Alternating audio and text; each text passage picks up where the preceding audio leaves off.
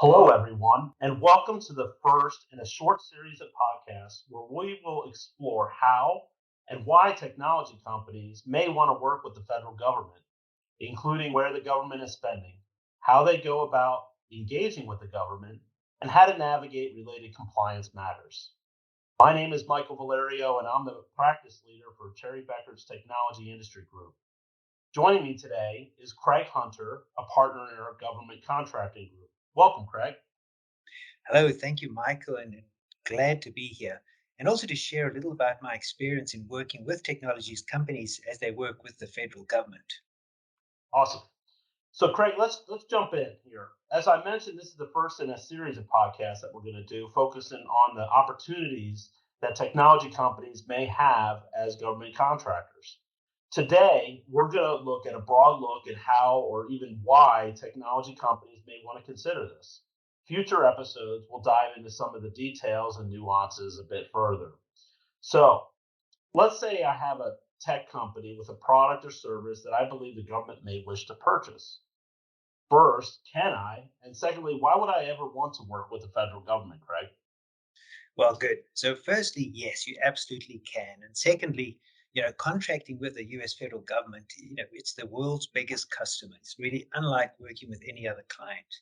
The recent budget was $4.7 trillion.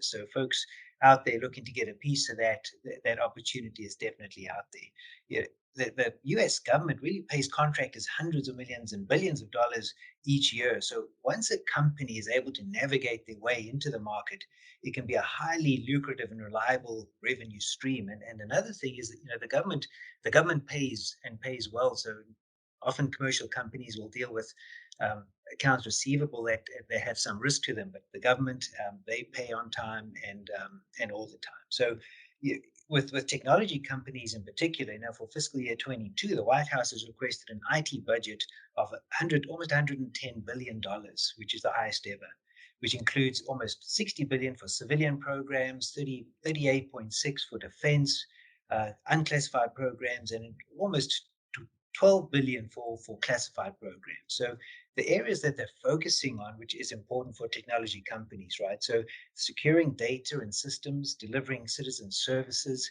and really furthering the vision of a digital government. So current focuses within that budget are really modernizing legacy systems. And as you can imagine, the agencies have just so many systems out there. So that's a huge task. And also migrating to the commercial cloud and share and increasing the shared services there. So tremendous amount of opportunities specifically for technology companies. Wow, that's really interesting. I mean, that's a lot of money to go after and a good time for tech companies to start working with them. So how does the government make, acquisitions of goods and services? How do you work with them? So the government really makes purchases in three different levels of procurement, which is the term that they use. And each of those levels is really classified by way of how they're valued monetarily. So the first one, you get a micro purchase, which is really a value of $2,500 for a service or $10,000 for goods. So for these purchases, no competition is required. Secondly, you get a simplified acquisition, which are procurements made in a simplified environment, which means agencies and the government need not use a formal evaluation plan or score offers as these competing amounts and bids come in. The threshold for a simplified acquisition is really capped at $250,000. So obviously, some significant work and opportunity that can come within that range. And thirdly, is anything above the 250,000 is a regular procurement, and at that point the government follows their competitive procurement process in accordance with the FAR. So the government establishes the laws and extensive web of contracting regulations, and this is known as the Federal Acquisition Regulation, and operates the courts really that decide disputes. So it's a labyrinth of regulation and bureaucracy that can be very daunting for companies and tech companies included. But the opportunity that comes out of that is certainly unique. And when you look at companies and those that I've worked with, dealing with the FAR is absolutely and certainly where many companies stop in the pursuit of government work, as this can just be such a tremendous barrier that people just don't want to explore. But there's resources out there that can help you navigate around and through these challenges. And honestly, it's something at Cherry Beckett that we do each and every day. Hmm. I've also heard that there's some advantages, Craig, to whether you're a small company to contract with them versus the large ones or minority based owned businesses. Is that true? Absolutely. So small businesses really have a distinct advantage when, looking and seeking government contracts. The federal government provides many resources and programs for these small businesses, and most agencies have small business programs and offices. They really try and maximize the opportunity for small businesses in acquisition. So many contracts may specify that small businesses must do a certain amount of work, or otherwise they're actually set aside entirely for small businesses. The SBA, the Small Business Administration, offers a number of programs to help small businesses win some of these contracts. So examples of these, I'm just going to run through five right now. Are firstly the woman-owned small business, where the government aims to award at least 5% of the total federal contracting dollars to these companies. Second one is service disabled veteran owned businesses, where the government targets to award 3% of federal contracting dollars to these service disabled companies. Uh, the 8A certified business, the government will push at least 5% of federal contracting dollars to these qualified small disadvantaged businesses each and every year. So there's a tremendous amount of the budget going to these small businesses. The next one is the hub zone, which is hub zone means historically underutilized business zone.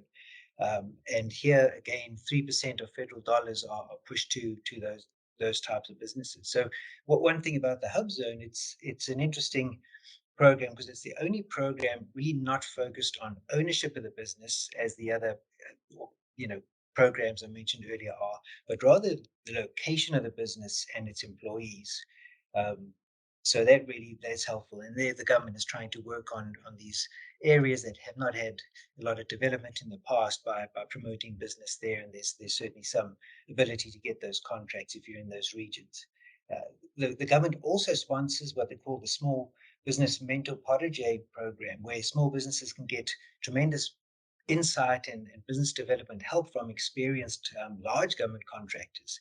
So really, there's a tremendous amount of support and help from the government in terms of resources, as well as those dollars that they really targeted for these programs for people that qualify. So small businesses absolutely get an advantage in working with the government. Hmm. It does sound like a great opportunity for small businesses.